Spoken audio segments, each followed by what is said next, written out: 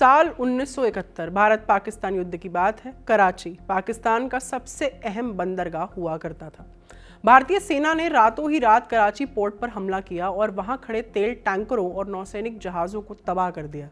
Karachi port कई दिन तक जलता रहा। 1971 युद्ध में भारतीय नौसेना ने पाकिस्तान के खिलाफ 2 ऑपरेशंस चलाए थे, ऑपरेशन ट्राइडेंट और ऑपरेशन पाइथन। ये दोनों ऑपरेशंस भारत के पश्चिमी तट से चलाए गए थे। रातों रात अरेबियन सागर के रास्ते भारत के युद्धपोत पाकिस्तान की तरफ बढ़े और काम निपटा दिया। अरेबियन सी का ये रास्ता दोबारा अहम होने वाला है। क्यों?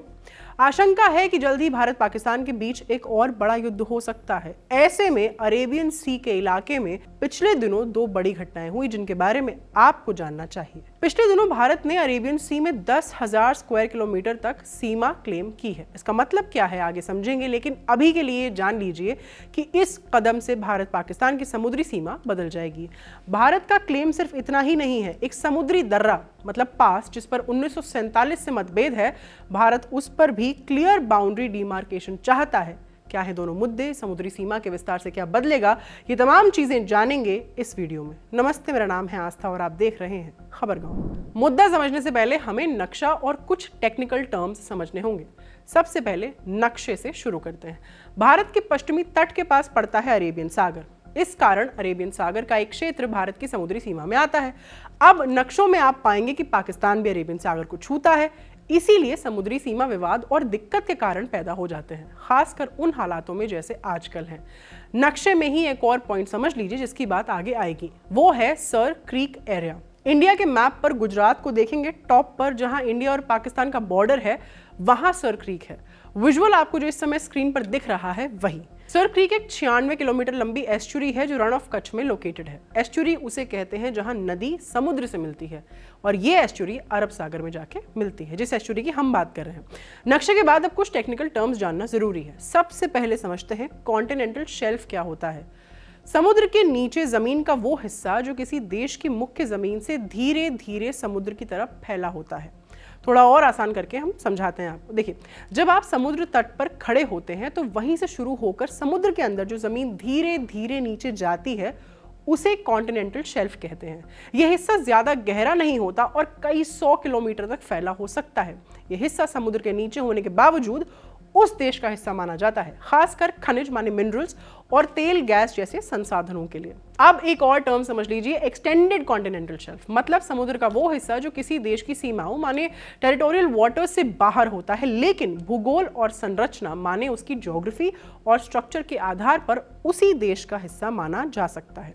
भारत ने इसी एक्सटेंडेड कॉन्टिनेंटल शेल्फ को 10,000 स्क्वायर किलोमीटर तक बढ़ाने का क्लेम CLCS माने commission on the limits of continental shelf के सामने रखा है। देखिए, हर देश को समुद्र में अपनी एक सीमा 200 नॉटिकल माइल्स तक दी जाती है जिसे एक्सक्लूसिव इकोनॉमिक जोन EEZ कहते हैं। कॉन्टिनेंटल शेल्फ हमने अभी समझा था। कुछ केसेस में कॉन्टिनेंटल शेल्फ की बनावट नेचुरली 200 नॉटिकल माइल्स से आगे जाती है। अगर कोई देश यही साबित कर दे तो वो देश UN के पास एप्लीकेशन दे सकता है और उस एडिशनल हिस्से पर क्लेम कर सकता है।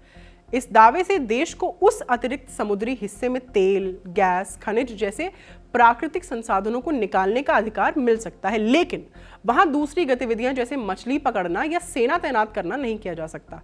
भारत ने भी यही क्लेम किया है। अब भारत के इस दावे से पाकिस्तान को मिर्ची लग रही है, जो जाहिर सी बात है।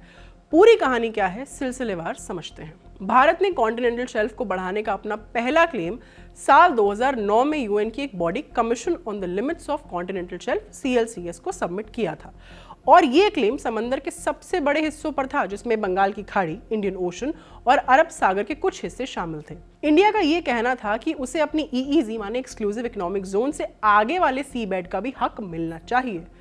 जरा सा CLCS के बारे में भी हम जान लेते हैं। इसके हेडक्वार्टर्स न्यूयॉर्क में है और CLCS का मेन गोल है कि UNCLOS, अनक्लोज भी कहते हैं हम इसको, United Nations convention on the law of the sea के नियमों का पालन करते हुए समुद्र के सुदूर बाहरी क्षेत्र माने कॉन्टिनेंटल शेल्फ की बाउंड्री फिक्स करने में सहायता करना, खासकर तब जब वो 200 नॉटिकल मील से दूर हो कोस्टल लाइन से। कुल मिलाकर कहें तो ये संस्था इंश्योर करती है कि तमाम देश अपनी समुद्री सीमा का पालन करें। और हाँ, CLCS जो रेकमेंडेशंस देता है वो फाइनल और बाइंडिंग होती हैं। इसका मतलब ये कि तमाम देशों को उन्हें मानना पड़ता है। अब इस मामले में पाकिस्तान की एंट्री हुई साल 2021 में। चूंकि अरेबियन सागर में पाकिस्तान अपना भी हक मानता है, इसीलिए उसे भारत के इस क्लेम से दिक्कत है। पाकिस्तान ने पश्चिम अरब सागर वेस्टर्न अरेबियन सी वाले पार्ट पर ऑब्जेक्शन किया। पाक का यह कहना था कि सर क्रीक, जिसकी हमने पहले बात की थी, जो भारत पाक के बीच एक डिस्प्यूटेड एरिया है, के पास भारत का क्लेम 100 नॉटिकल माइल्स तक पाकिस्तान के एरिया से ओवरलैप करता है। इस आधार पर साल 2023 में CLCS ने भारत का अरब सागर वाला क्लेम जो है वो रिजेक्ट कर दिया, पर साथ ही ये भी कहा था कि इंडिया दोबारा एक मॉडिफाइड क्लेम सबमिट कर सकता है। यहां से मुद्दा पहुंचा साल 2025 में। भारत ने मॉडिफाइड क्लेम सबमिट किया है। इसके तहत पश्चिमी अरब सागर वाले हिस्सों को 2 पार्ट्स में डिवाइड किया, जिसमें विवादित सर क्रीक एरिया को अवॉइड किया गया, पाकिस्तान के साथ समुद्री विवाद को बढ़ने से रोकने के लिए। साथ ही मध्य अरब सागर में 10,000 square kilometre extra area add किया। मकसद सी बेड के उस एरिया को सिक्योर करना जहां मिनरल्स, पॉलीमेटालिक नोड्यूल्स और तेल गैस जैसे बहुमूल्य रिसोर्सेज हैं जो भारत के आर्थिक हित के लिए बहुत जरूरी हैं। अभी आपने फिर से सर क्रीक एरिया के बारे में सुना। कुछ देर पहले हमने नक्शे में आपको इसका मेंशन किया था। भारत पाकिस्तान समुद्री सीमा विवाद में सर क्रीक एरिया खास महत्व रखता है। जैसे हमने आपको पहले बताया था कि सर क्रीक भारत पाक के बीच एक डिस्प्यूटेड एरिया है। 96 किलोमीटर लंबी एस्चुरी के बारे में हमने पहले भी बताया कि वो एक ऐसा एरिया है जहां नदी समुद्र से मिलती है और सर क्रीक वाली एस्चुरी अरब सागर में जाके मिलती है। इसका महत्व ये है कि पाकिस्तान के सिंध और भारत के गुजरात के कच्छ के बीच ये रफली एक बॉर्डर बनाती है। अब मुद्दा ये है कि 1947 में बंटवारे के बाद इस इलाके का प्रॉपर डीमार्केशन नहीं किया गया था। इसी वजह से मतभेद भी है कि समुद्री सीमा एग्जैक्टली कहां से गुजरेगी। असल में जब बंटवारा हुआ तब सर क्रीक के आसपास की बाउंड्री क्लियरली डिफाइन नहीं की गई। दोनों देशों के पास अपने अपने इंटरप्रिटेशन थे, पुराने दस्तावेज और कानून भी थे। इंडिया का कहना कि सर क्रीक के बीच का चैनल जो मिड चैनल है वही बाउंड्री होना चाहिए, थालवेग डॉक्ट्रिन या प्रिंसिपल के आधार पर। ये क्या है? ये प्रिंसिपल कहता है कि बाउंड्री को नेविगेबल चैनल के बिल्कुल बीच से गुजरना चाहिए।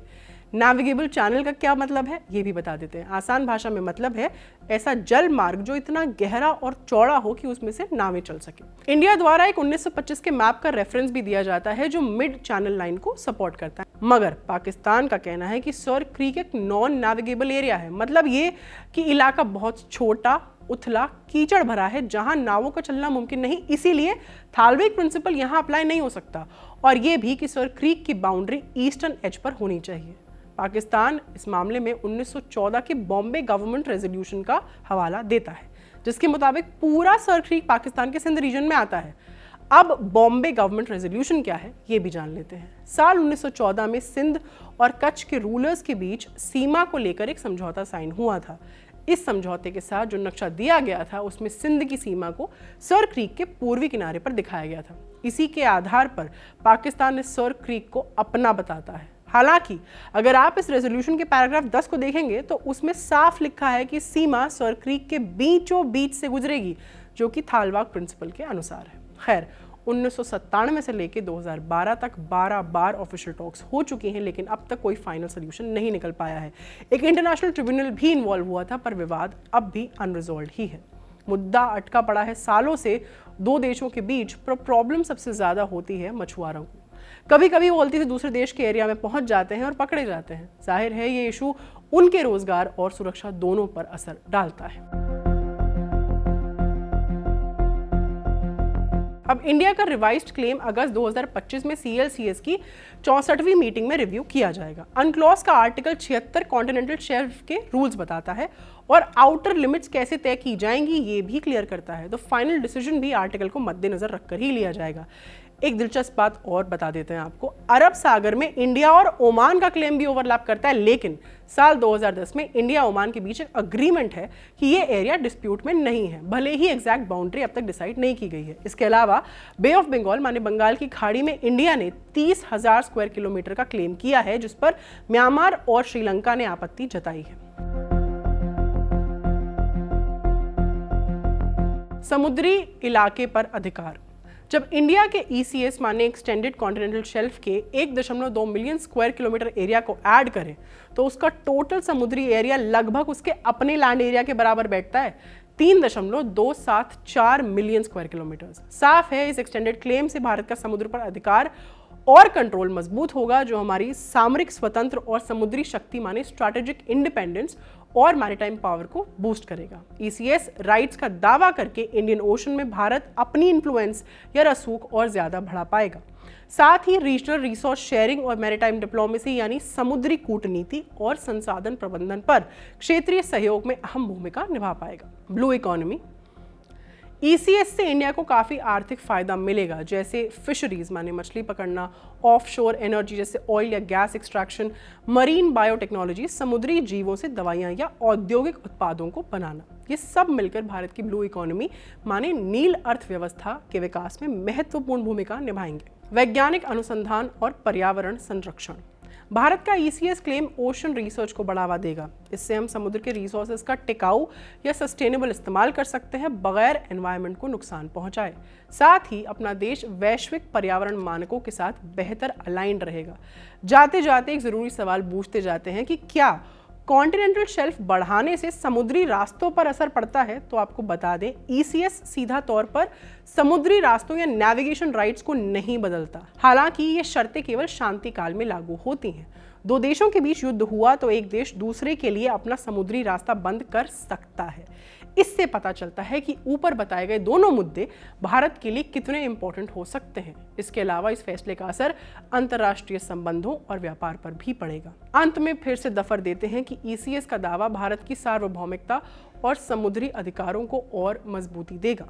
अभी के लिए विदा लेती हूँ। कैमरा के पीछे हमारे साथी सर्वेश। बने रहिए खबरगांव के साथ। बहुत बहुत शुक्रिया।